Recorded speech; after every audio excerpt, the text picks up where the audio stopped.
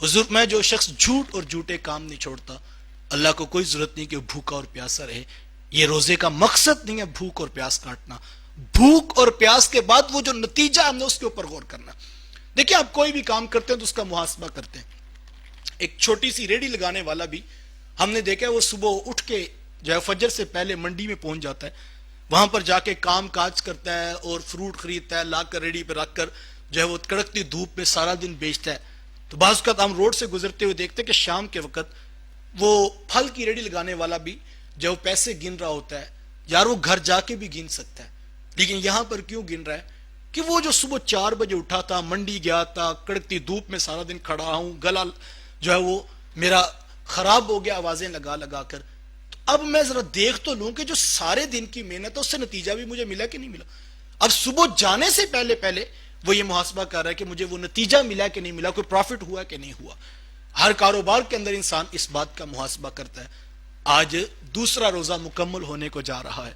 میں اور آپ ذرا ایک لمحے کے لیے آج جب بستر پر لیٹیں تو میں اور آپ محاسبہ کریں کہ وہ جو نتیجہ تقوی کی صورت میں ہم نے حاصل کرنا تو وہ بھی حاصل ہوا کہ نہیں ہوا.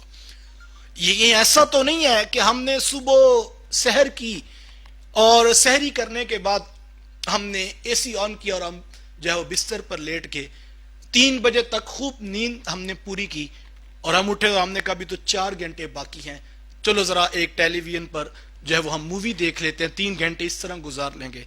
اور پھر ہم نے دیکھا بھی ایک اور گھنٹہ پڑا، ہم نے کہا چلو یہ رمضان ٹرانسمیشن والوں نے بھی کافی ہلا گلا کیا ہے، اب گھنٹہ ان کے ساتھ گزارتے ہیں. پھر 7 بجے ہم نے افطار کیا اور پھر ہم جا کے پان شاپ پہ بیٹھ گئے، ہاتھ میں بوتل اور منہ میں سگریٹ رکھ کے ہم نے کہا نہیں روزے بڑے مشکل ہیں جی، بس میں نے رکھ لیا ہے. نہ فجر پڑی، نہ ظہر پڑی، نہ عصر پڑی، نہ نفس کا محاسبہ ہوا، نہ آنکھوں کی طہارت ہوئی، نہ کانوں کو جو ہے وہ فحش کلام سے بچا سکے. تو یقیناً پھر ہم اگر شام کو محاسبہ کریں گے تو ہمیں وہ تقوی کی دولت نہیں نظر آئے گی. انہی لوگوں کے بارے میں کہا گیا تھا اللہ کو کوئی ضرورت نہیں کہ وہ بھوکے اور پیاسے رہیں. حضرات صوفیہ تو اس سے بھی آگے کی بات کرتے ہیں. اہل فقہ تو یہ فرماتے ہیں کہ طلوع فجر ثانی سے لے کے غروب آفتاب تک اکل و شرب یعنی کھانے پینے اور جماع سے قصدن رکے رہنے کا نام روزہ ہے. یہی شریعت نے بتایا. لیکن خواص اس سے آگے کی بات کرتے ہیں. وہ فرماتے صرف معدے کا روزہ نہیں ہوتا بلکہ سر سے لے کر پاؤں تک جسم کے ہر عضو کا روزہ ہوتا ہے. آنکھوں کا روزہ یہ ہے کہ وہ غیر محرم کی طرف نہ اٹھیں. کانوں کا روزہ یہ ہے کہ فحش کلام ان کے اندر نہ جائے. زبان کا روزہ یہ ہے جھوٹ، گالی یا کوئی غلیظ فحش کلام اس سے سرزد نہ ہو. اور پاؤں کا روزہ یہ ہے کہ یہ نیکی اور خیر کے کاموں کی طرف چلیں. ہاتھوں کا روزہ یہ ہے یہ حلال کمانے کی طرف رغبت پکڑیں.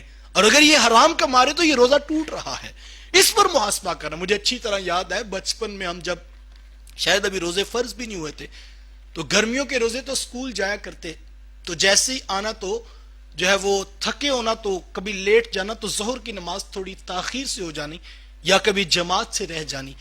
تو ماں جی نے یہ جملہ کہنا اور کہنا بیٹا کہ یہ کوئی روزے نہیں ہوتے.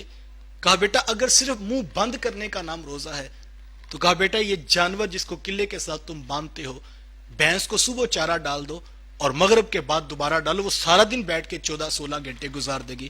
بیٹا صرف منہ کے بند کرنے کا نام روزہ نہیں ہے. روزہ تو سر سے لے کر پاؤں تک اپنے آپ کو اپنے رب کے نام کرنے کا نام ہے، اپنے آپ کو اپنے رب کی دہلیز پہ لانے کا نام ہے. ہم نے اس پر محاسبہ کرنا ہے اور بار بار. اور یقین جانیے جس نے اس محاسبہ نفس کے ساتھ روزے رکھے، اللہ اکبر، حضور ماتے راتوں کو قیام کیا، دن کو محاسبہ نفس کے ساتھ اس نے روزے رکھے، حضور ماتے اللہ اس کے ماضی کے سارے گناہوں کو بخش دیتا ہے. تو مجھے اور آپ کو روزہ یہ سکھا رہا ہے کہ ہم نے وہ طہارت اور وہ تقوی حاصل کرنا ہے، وہ پرہیزگاری حاصل کرنی ہے اور یہ محاسبہ روزانہ کریں. اگر اور اس کی نشانی بڑی خوبصورت حضرت خواجہ حسن بصری علیہ الرحمہ نے لکھی ہے. حضرت خواجہ حسن بصری علیہ الرحمہ فرماتے ہیں کہ اگر ایک شخص صبح اٹھنے کی کوشش کرتا ہے لیکن نماز پڑھ نہیں پاتا، دل کا ارادہ تھا، رات اس نے نیت کی لیکن صبح پڑھ نہیں سکا، پھر دوسرے دن کی، تیسرے دن کی، تو کہا اس کی وجہ کیا ہے؟ سستی ہے، غفلت ہے، کوتاہی ہے؟ بالکل ہے. لیکن حضرت خواجہ حسن بصری علیہ الرحمہ فرماتے ہیں اس کی بڑی وجہ یہ ہے، یہ سستی، یہ غفلت، یہ کوتاہی ہمیں ابھی نظر آ رہی ہے کہ جس کی وجہ سے ایک شخص اٹھ نہیں سکا، اٹھنا چاہتا تھا لیکن اٹھ نہیں پایا. لیکن حضرت خواجہ حسن بصری علیہ الرحمہ چونکہ تصوف کے بہت بڑے شیخ ہیں تو وہ فرماتے ہیں کہ اس کی وجہ یہ ہے اس نے زندگی میں گناہ اتنے کر لیے ہیں کہ گناہوں کی نحوست کی وجہ سے اب اس سے نیکی کی توفیق چھین لی گئی. تو میں اور آپ دیکھیں، ہم روزانہ کی بیس پر محاسبہ کریں، ڈے بائی ڈے اپنے روزوں کی ساتھ ہم دیکھیں کیا ہماری نیکی بڑھ رہی ہے، کیا ہمارے گناہ کم ہو رہے ہیں.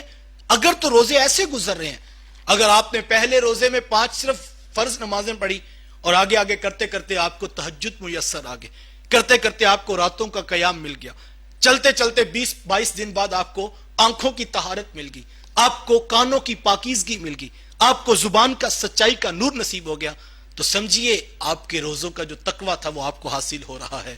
اور اگر ایسا نہیں ہے، اور اس کا محاسبہ دی فائنل میں اور آپ چاند رات والے دن محاسبہ کر سکتے ہیں، عید والے دن ہم محاسبہ کر سکتے ہیں. 30 دن میں صرف بھوک پیاس کاٹی ہے، یا وہ جو قرآن نے کہا تھا وہ بھی ہمیں حاصل ہوا ہے. اور اگر آپ کی عید والے دن کی نمازیں پوری ہیں، اور جو 29 رمضان کا دن تھا اور 1 شوال عید والا جو دن تھا، اگر یہ دونوں ایک طرح کے ہیں اور برابر نیکیاں ہیں تو آپ کو مبارک ہو. وہ جو 29 دن کی محنت تھی وہ آپ کو تقوی کی دولت میسر آ گئی، اور آپ نے اس سے زندگی کا بانک پن اور زندگی کا جمال کشید کر لیا.